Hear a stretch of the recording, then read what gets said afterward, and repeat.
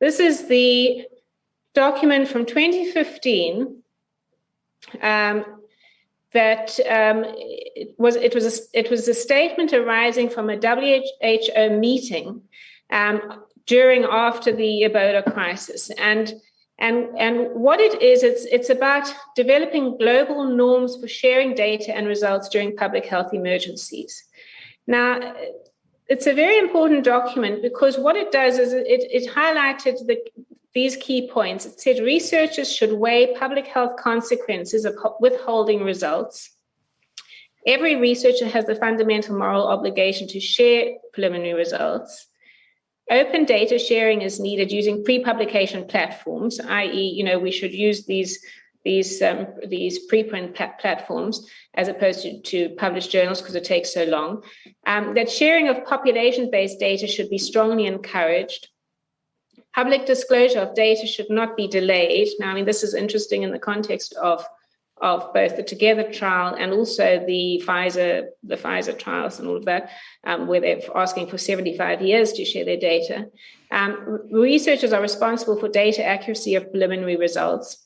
Incentives for sharing data should be created, and the risk of withholding data must be taken into account. There are others which also are, the green ones, ethical. Ethical requirements and informed consent must be respected. So there are lots of things, I think, when you think about the COVID processes with the sharing data in the last year or two, where this has failed abysmally, and not least with ivermectin. So who were the people at this meeting in 2015? Well, there were representatives of big pharma, so J&J, JSK, the vaccine companies, also International Federation of Pharmaceutical Manufacturers, and Synthase, Sanofi. There were journals, the New England Journal of Medicine, Nature, the British Medical Journal, and PLOS journals. Now, any researchers who've been trying to get anything published on ivermectin, or anyone involved in the ivermectin story, will recognize those journals as journals that have tended to publish things that undermined ivermectin or negative studies. And the universities at the meeting were Imperial College London, Oxford University, and McMaster University.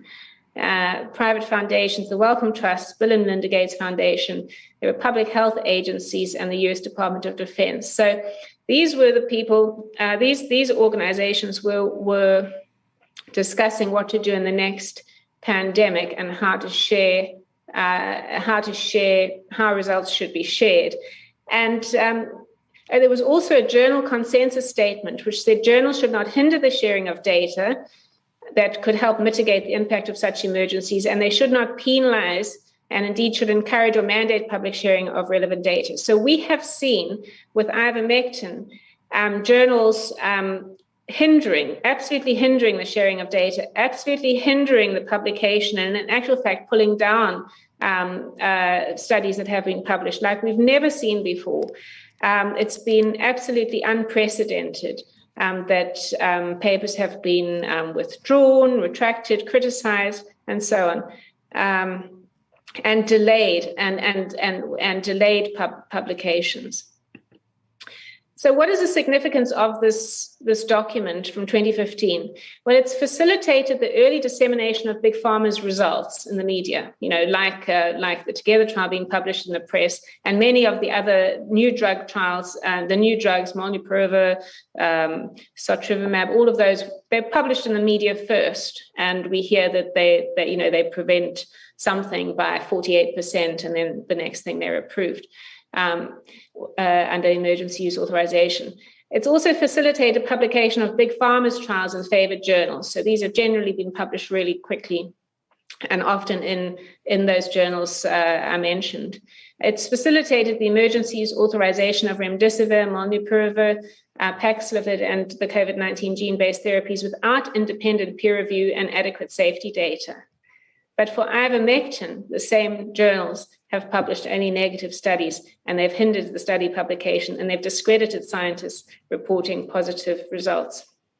And this is an example. The New England Journal of Medicine has, it's published papers that show that experimental vaccines are okay for children, experimental vaccines are okay for pregnant women, remdesivir is okay, but ivermectin is not okay. I don't think I need to say anything more there. So why did the World Health Organization global norms not apply to ivermectin? Ivermectin is a safe, effective, and cheap Nobel Prize-winning medicine. Well, it's because, in my opinion, there would be no pandemic or emergency use authorizations or a COVID pharmaceutical industry if ivermectin had been approved for COVID in 2020. So what has happened to that document that I've been speaking about? Well, it can no longer be found on the website. I have been using it. I used it in many of my presentations last year to highlight the fact that according to that document, ivermectin should be authorized at the very least, given emergency use authorization like the new drugs that were being offered, but the page has now been taken down.